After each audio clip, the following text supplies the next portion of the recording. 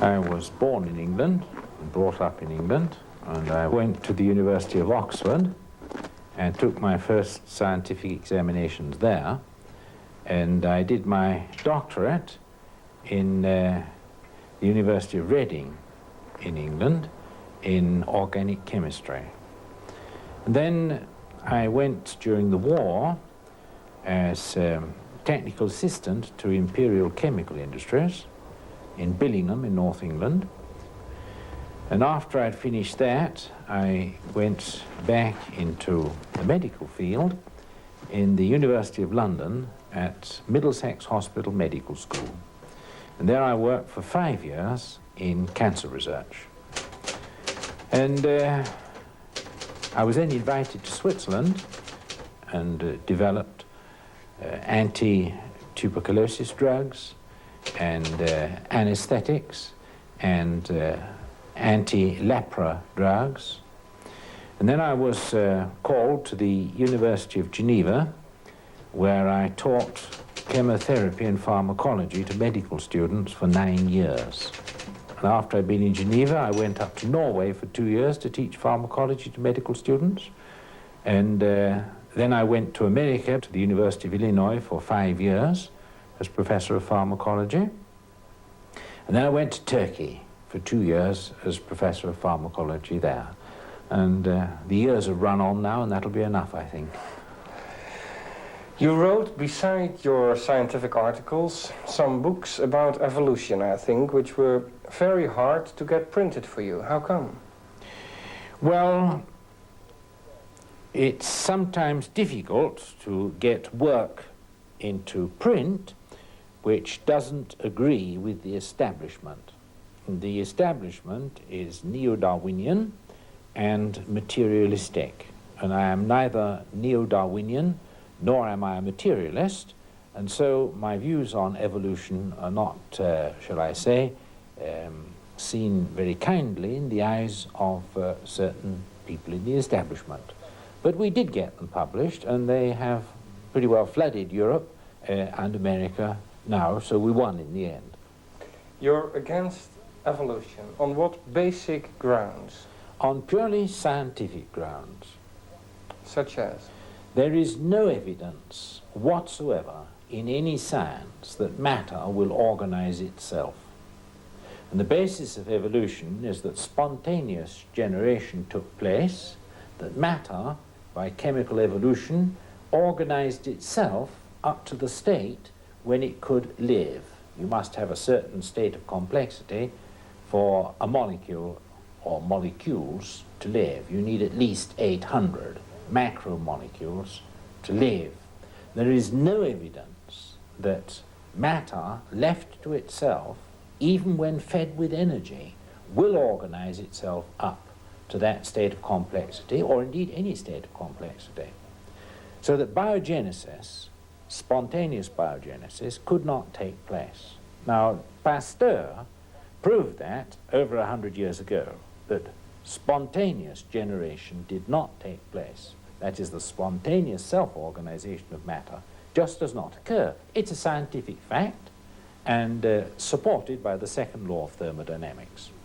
The second reason is this, that once you've produced a simple cell, there is no evidence that the complexity of that cell will increase itself spontaneously to greater degrees of organization, say from amoeba up to man, because there is no biological coupling of metabolic energy which turns the metabolic energy of the cell into increased information. So the scientists are reduced to saying that the increased information which is on a higher cell as compared with a lower cell arrived by mutation, which is chance, which was then separated out by natural selection. There is for this no evidence whatsoever. But all the beautiful fossils they find in the ground, which are millions and millions of years old, seem to give a certain increasing of complexity throughout many periods. That's very nice, a wonderful argument. But you see, the argument is bound up on the fact that the theory is correct.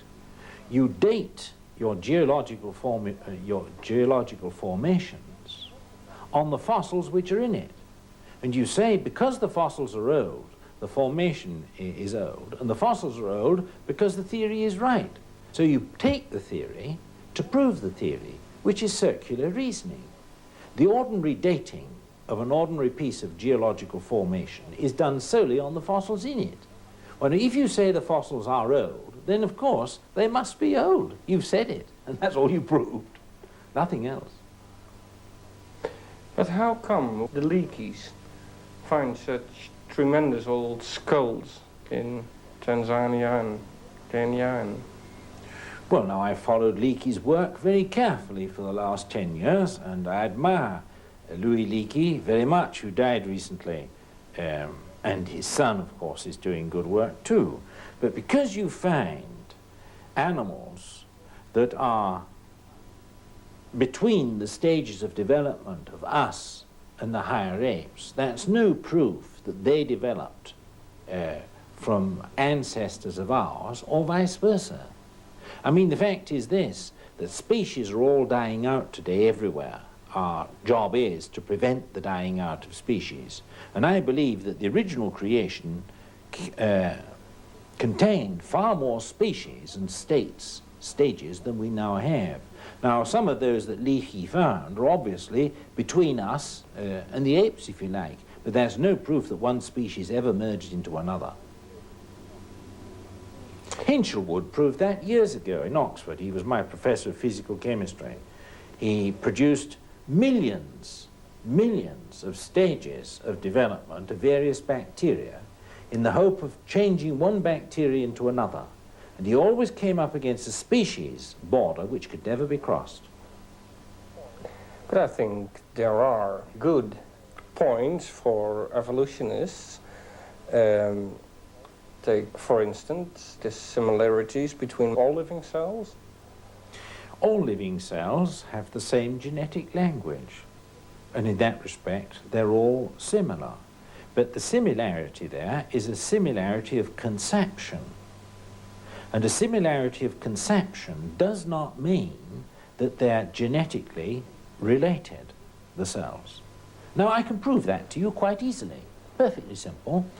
If I were a super genius, which God forbid I'm not, but if I were a super genius, I could go into your laboratory, say in 100 years' time, and I could put together your nucleotides, and I could put together all the parts of your genetic system, and produce exactly the same as is in you now. The 46 chromosomes which make you, I could make. Now, if I make you like that, and then I let you get incubated to a man, I see your twin brother, a side of yourself, who's exactly the same as you. Now, are the two of you related? The answer is no. Of course you're not genetically related. You're not his brother, nor are you his father. I've made you. But the similarity between the two of you is a similarity of conception which has nothing whatsoever to do with phylogeny, which means the tree of the genesis of life. Similarity between the ape and the man is a similarity of concept which has nothing to do with genetic relationship. These are scientific laws and everyone knows them. Why do not many more scientists agree on the basis of these laws that evolution is impossible? My dear sir, the colour of the picture you see depends upon the colour of the spectacles you wear. And if you wear materialistic spectacles, you will see everything in the light of materialism. I advise people to take their spectacles off and look at things as they are.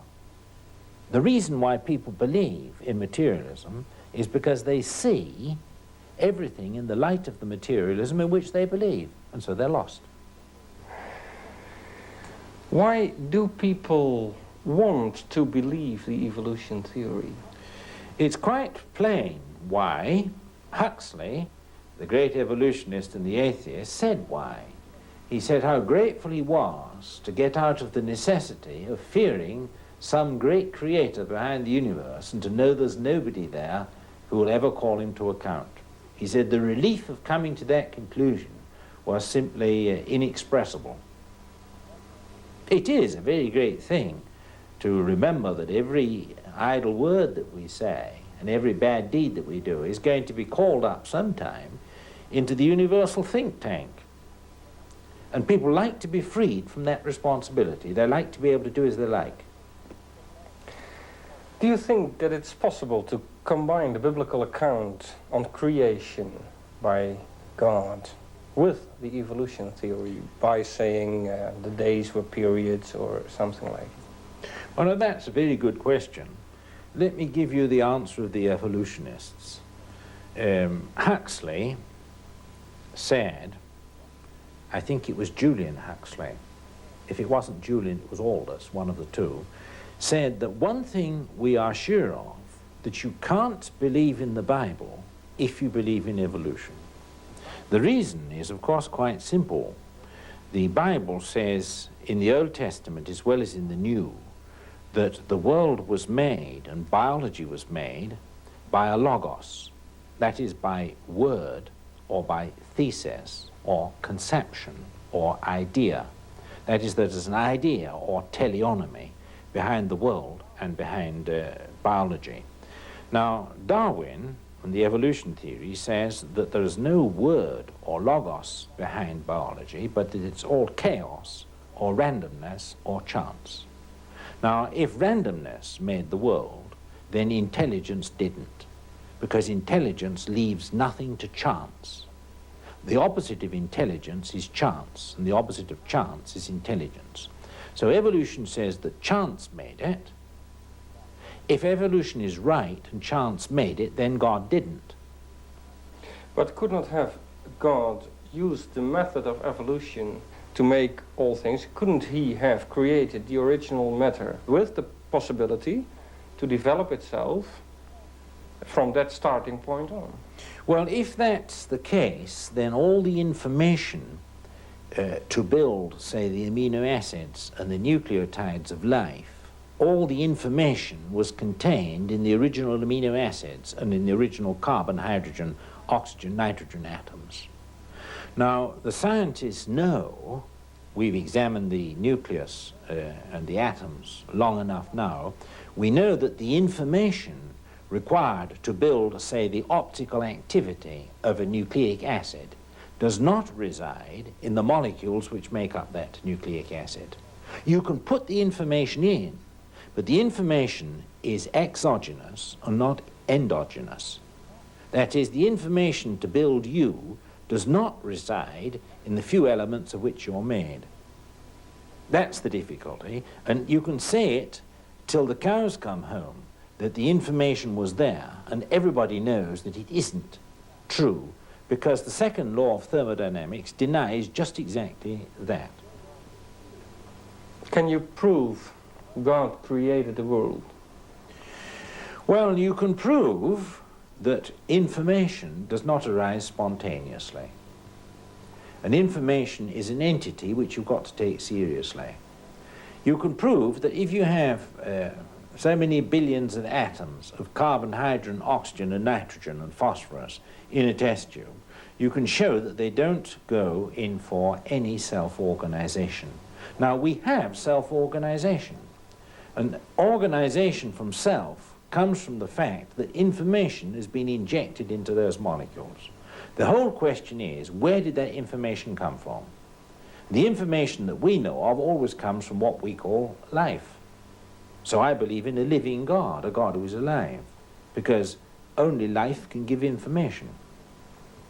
So you suppose could say that believing in a creating God is as scientific as believing in the model of evolution?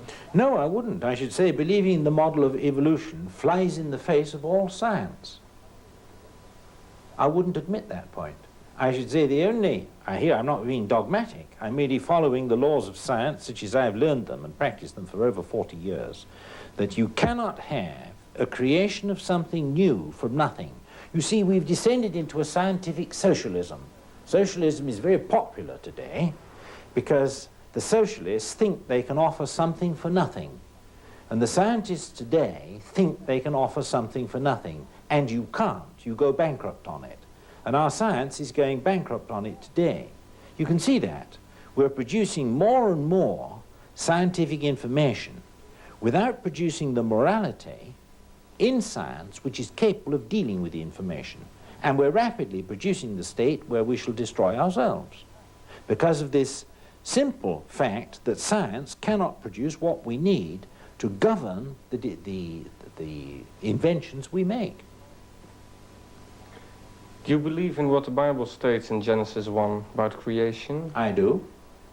Why do you believe the Bible? Why not the creation myth of all kind of religions, Mohammedanism or Hinduism? Or? Well, I've gone into those things very carefully. I've lived among the Muslims in my recent years, and I know the Quran, and I've gone fairly carefully into other religions, not as carefully as I'd like to, but as much as I had time for. And I find this, that the information which I get in the Bible fits far more closely the scientific information I have than any other religious explanation of the origin of life that I know. That's the reason. I can't believe anything which I know to be nonsense. I can only believe anything which is founded on fact. The same as I believe in the Christian religion, I believe in Christ because of the fact of the resurrection. If there was no resurrection, which is a fact of history, then there would be no Christian faith. But doesn't that work the other way around? Isn't the belief first and the reasoning afterwards? I think they both go together. I think they're dialectical. I don't think that you suddenly come to a perfect faith. I think that you take a first step in trusting a fact that you find out. And the fact that I found out was that Christ died for my sins. And having trusted that, then other facts turn up in which I can trust too. Faith is not a blind matter. There are certain matters in which I have to have faith because I can't see. But in the matters where I can see, then it needs to be reasonable, otherwise I can't believe it. What influence did the evolution theory have on the general thinking of mankind? Well, I think that the influence, in the first place, has been a bad one scientifically, because, you see, it has assumed that spontaneous generation from inorganic matter to organic matter took place in the past with the same conditions of material and energy as we have today. And we know experimentally it doesn't take place today. So you have an unexperimental science in the first place. The second in this is, as a theory, it's like every other theory in philosophy. It isn't bad in itself as a means of thought, but if it reduces one's thought to nihilism, then it's bad. For example, if it puts a premium on my being brutal and getting through before the next man and killing my weaker neighbor, as has happened to make me a man, you see, through all the animal stages, then obviously the most brutal person is the most successful and the highest type of man. Instead of producing a superman of an intellectual type, you'll produce a superman of cunning and brutality. And I think that that effect has been perfectly well shown in its effect on the Nazis and its effect on the communists. Both have adopted the theory as their national theories, as the national theory, with the result that we all know it's a very bad thing for Nazi Germany and is a bad thing for the communists today. Now, obviously, it's getting through here in the West, and we're descending to the same sort of thing. You only got to see how people drive their cars today. They think it very clever to cut you off in a stream of traffic and get there first. You should say that's the survival of the fittest. In traffic. In traffic. Yes. I mean, it's only a minor matter, but still traffic is very important today. I think you've got to be very careful about the moral implications of any theory you take. And the moral implications of Darwinism is there's no morality. Because if chance made everything, then there's no morality. But I do think that the principles behind the theory of evolution are so specifically ruinous that one ought to consider very carefully whether it should be taught, whether it's right or wrong. Because if it is true that the fittest survive, and the fittest is the one who can hit the other on the head quicker, then obviously we're going to put a premium on brutality. Do you think if there was an alternative to the evolution theory, other than creation, because that involves God and everything else, that many scientists would seriously think over such an alternative? Oh yes, I think that any scientist who has got his head screwed on the right way will turn to something else if he can find it. The problem is to find it. The universal opinion today is this: give us an alternative to the evolution theory and we'll take it. But we don't know of any alternative. And they don't want the alternative of creation because creation is unthinkable, is what they say. I've seen those words in print. The only alternative to this ridiculous theory of evolution is the unthinkable theory of creation. Well, if it's unthinkable, that's because you can't think, that's all. Is there any interest in your lectures these days on evolutionism in the scientific world from students or? Oh, yes, enormous interest. When you announce a subject like this, such as I've just done in Basel, the place is standing on its head in 5 minutes, because they're so convinced that materialism is proved that for a professor to stand up and show that it's bunk is just simply highly interesting. And when they come then and find the Christian message behind it too, they're very, very surprised indeed. But if you do it properly and in love, they're very grateful for it. We've had 1,000 present every night amongst the students in Basel 2 weeks ago. And then the same in Graz, and the same in Vienna, and the same in Innsbruck, and the same in Zurich. It's all the way around.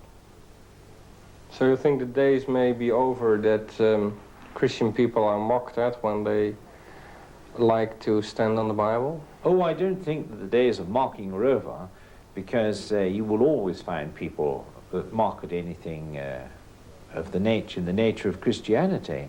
But I do think the days are over when the Christian has to be in a ghetto, a scientific ghetto, because we have all science behind us.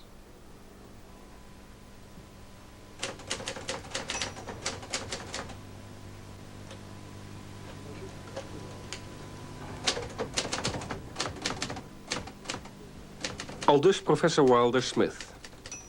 Wanneer u de tekst van dit programma nog eens rustig wilt nalezen, dan kunt u die bij ons bestellen. We sturen u die graag kosteloos toe. Schrijft u even een briefkaartje naar Evangelische Omroep, postbus 565 in Hilversum. En schrijft u dan even in de linkerbovenhoek tekst Christenen vandaag, evolutie of schepping.